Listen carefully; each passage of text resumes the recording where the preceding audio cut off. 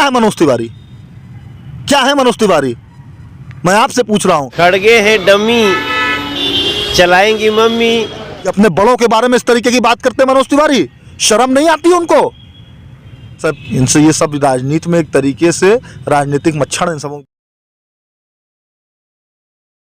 नमस्कार, मेरा नाम पीयूष श्रीवास्तव, सचिव महानगर कांग्रेस कमेटी उत्तर प्रदेश।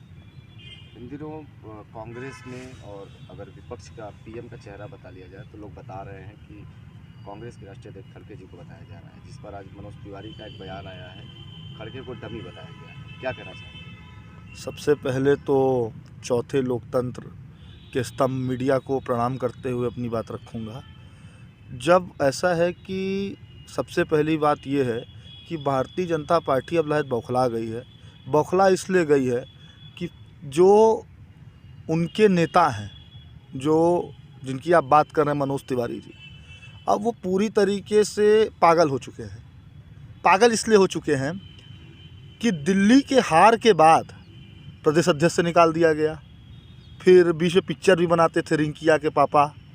तो जब पागलपन का दौरा उनको पड़ता है, रह करके वो पागलपन का दौरा पड़ता है, और जब पागलपन का दौरा पड़ता है तो कुछ ना कुछ ऊट पटांग टाइप का बयान देते हैं। मैं आज इसलिए आपसे ये बात कह रहा हूँ कि मनोज तिवारी जिनका काम आपको पता है कि वो रिंकिया के पापा, और क्योंकि उनके ऊपर हमको लग रहा है ओम प्रकाश राजभर का ज़्यादा छत्र छाया पड़ गया है।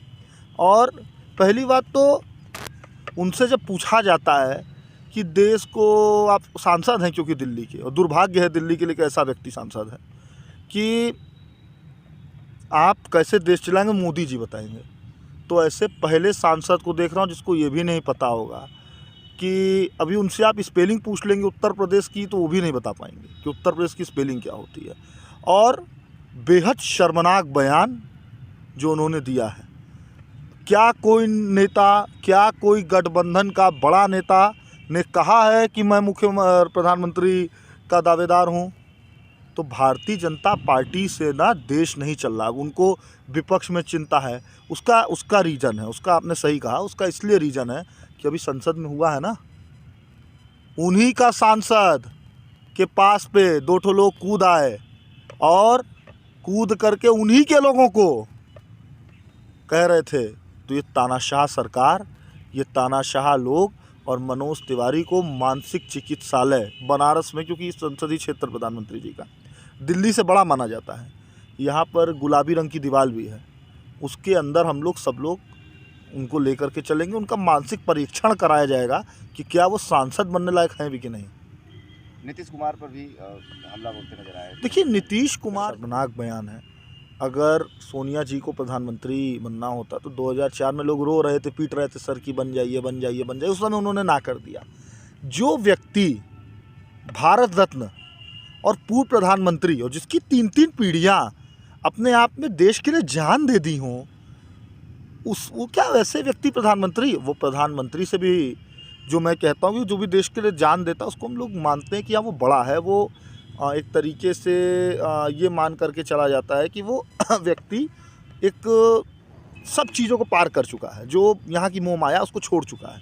तो ऐसे मृतक और ऐसे देश के हम लोग के कह लीजिए कि लोकप्रिय प्रधानमंत्री, पूर्व प्रधानमंत्री जी की पत्नी, विधवा पत्नी, मैं कोट कर रहा हूँ ये शब्द, कि जो अपने परिवार को, अपने घर को और देश को, तीनों को समन्वय को ले करके, और किसी और अपनी भारत की मिट्टी में दफन होने वाली, यहीं जल जाने वाली ऐसी महिला के खिलाफ अगर इस तरीके की बात है, क्योंकि हमारे देखिए भारतीय जो हम लोग का कल्चर है, जो भारतीय हम लोग संस्कृति है, उसमें बड़ों का पैर छूने की आदत है।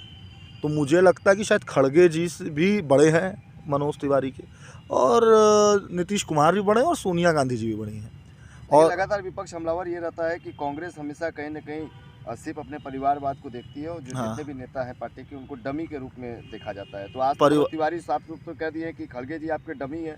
परिवारवाद की जिस आपकी जिक्र कर रहे हैं, राजनाथ सिंह के लड़के क्या हैं बताइए, क्या हैं?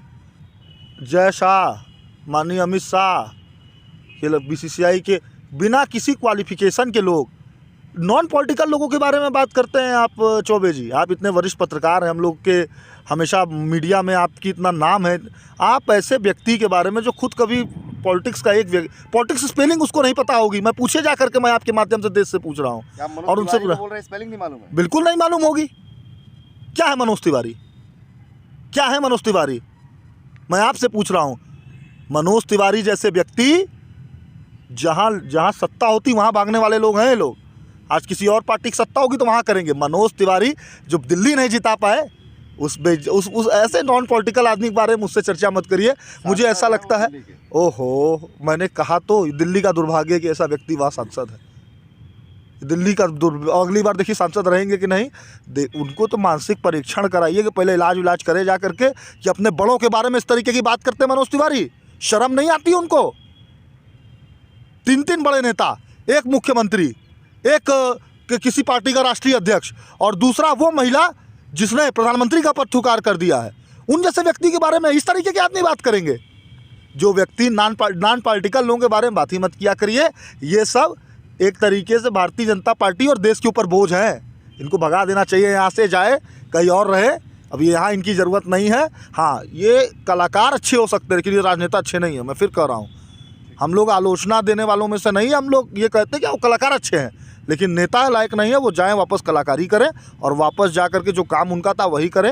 और रिंकिया पापा वापा जो गाना बजाते हैं वही सब करें। और कौन सा बताइए, अभद्र महिलाओं के साथ उनका कौन सा वीडियो नहीं वायरल हुआ है और किस तरीके के आदमी हैं।